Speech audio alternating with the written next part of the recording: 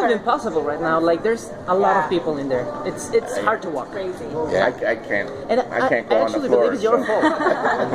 My fault. Yeah, it's your fault. Probably it's my fault. How do you feel about being like the Madonna of a book fair? Exactly. Like a rock star of the book fair?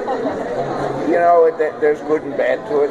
I mean, it's not just here; it's everywhere now. So, you know, I think when you're young and you're starting out, you dream of fame and fortune, right? We all dream of fame and fortune. Let me tell you, fortune is great.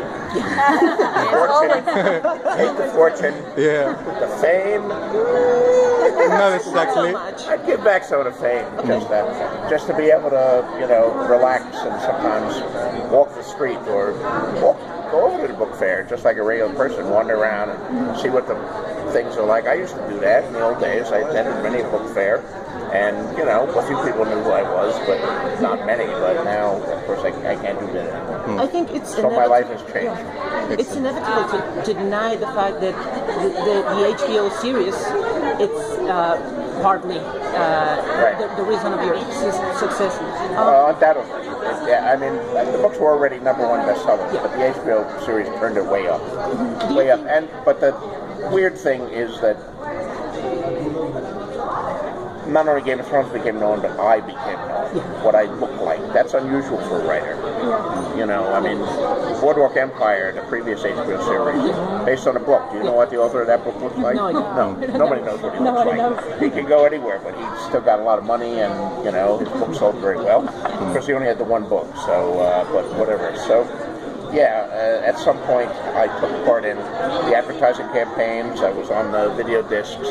I did a lot of interviews, and the world learned what I look like. But you know, that it's good and bad.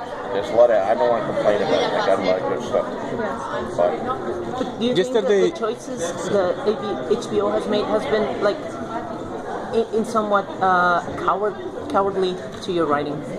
I wouldn't use that word, but they've certainly made some different choices. Some of this, frankly, is my fault because the books, they've caught me and passed me.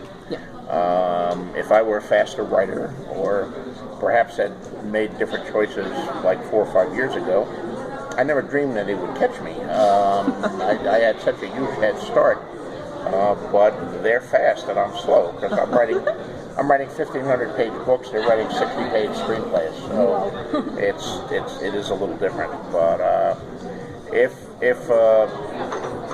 Winds of Winter had been out a year and a half ago, then I think things might have been different. So. Yesterday you say that when you are a kid, you are a writer. These stories are public? Yeah. Yes? The what? The stories that you write at kid are now in public? Not the ones I wrote when I was a little kid. No. Okay.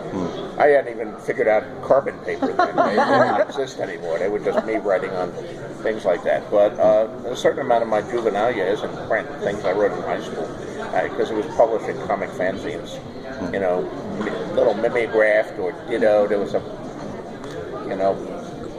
a time, children, before the internet, when we did things on paper, and you know, you would have a fanzine that you would put together, and they had this duplication process called ditto that involved a tray of gelatin and masters, and you could get like 20 copies out of it, and then you would sell them for $1 each, and that was what I was publishing in. Excellent. And now you see them going up on eBay, and they're selling for $300.